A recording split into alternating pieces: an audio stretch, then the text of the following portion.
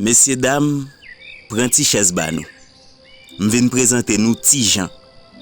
Ala nek bel garçon c'est ti Jean. Les regarde ti Jean bien, li gen allure yon sénateur de la République. Ti Jean c'est yon casoir à casque. Ti Jean sorti dans yon famille oiseau nous joignent principalement dans 3 pays. En Indonésie, en Papouasie-Nouvelle-Guinée et en Australie.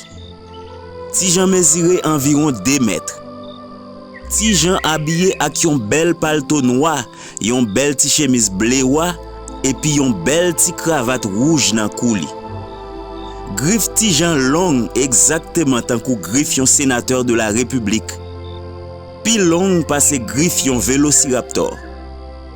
Mais malgré autant de griffe ti Jean long comme ça, Ti Jean pas utilisé griffe li pour voler l'argent pays a ak participer dans assassinat président. Non. Ti Jean lui-même servi à griffe li pour défendre tête li contre ennemi qui gen dans forêt ak protéger petit li. D'ailleurs, Ti Jean c'est papa de petits garçons. Woni ak Anderson. Ti monsieur sa yo gen environ 1 mois et demi. Depuis ti monsieur yo bébé blanche, maman monsieur yo, Cassandra, sauvé quitte yo nan men Ti Jean. Nan bon langage créole, nous te ka di Ti Jean sibi yon FKD nan men Cassandra. Si ou ti moun, mande parents qui sa thème FKD a vle di. D'ailleurs, la kay kazoar yo, c'est une pratique qui très courant kay femelle yo. Yo souvent lage pied yo depuis petite mette pied. Donc, Cassandra pas une exception. C'est ça qui fait, en bon gentleman, Ti Jean pas gen problème prend soin petit li pour compte li. Ti Jean mette kanson nan taille li pour chercher la manjaille bay ti monsieur yo et pour enseigner yo ki Jean pour yo même tout, la yo vin grand pour yo vin des nègres respectables même Jean avec. Des fois, en dans forêt a grain manger yo contre 3 gros petit bec ti monsieur yo. Donc c'est Ti Jean lui-même ak bec pal qui découpe grain yo pour le bay Woni ak Ti Anderson. La fait toute façon pour encadrer ti monsieur yo pour yo pas al fourrer tête yo nan vivre ensemble ni pour yo pas al entrer dans mauvais deal tant que politicien haïtien yo. Ti Jean pas prend pause dans élévation ti monsieur yo même pour le tabat yon ti lait ou la poignette.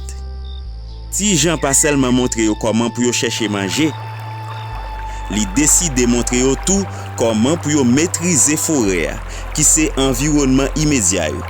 C'est ça qui fait malgré ti monsieur yo petit, li décide de montrer yo comment pour yo jambe passe de l'eau qui gen dans forêt. Mais dans processus ça, Ti Jean semblait oublier que zo bois pied 17 fois plus long que zo bois pied ti monsieur yo. Donc, li entre dans de l'eau comme si de rien n'était. Woni lui-même, malgré le paix, li tente quand même. Li suivre Ti Jean. Tandis que Anderson lui-même, l'el gade de l'eau, c'est un coup li te fait rencontre ak yon ban champouel nan mitan yon rak bois en dehors les organes. Sal wè a pa bal envie proche même yon centimètre pi près. Donc, ti nom nan ka se tête tourner. Alors, sans perdre du temps, Ti Jean obligé retourner rapide à chercher Ti Anderson parce qu'elle connaît en dans forêt ça pi danger que la rue Port-au-Prince. Même pour lui qui c'est un grand monde, forêt ça c'est pas kakakok. M'pa besoin dire pour un petit monde qui lage sans surveillance. Gade nèg qui tap content fait Ti Anderson rend dernier souffle plus rapide que Ali Khamenei. Donc Ti Jean, un brave père de famille, tourne à chercher petit garçon Andé parce que li connaît li gen pour passer 8 mois encore à prendre soin ti moun yo avant Cassandra en bon calambert réparer tête li pour venir laguer de l'autre ti moun nan men Ti Jean encore et puis redisparaître encore. Oui, parce que la kay kazoar yo wol yo inversé. C'est femelle là qui lague petite sans maman nan men mal là et puis disparaître dans la nature tant qu'on la fumée.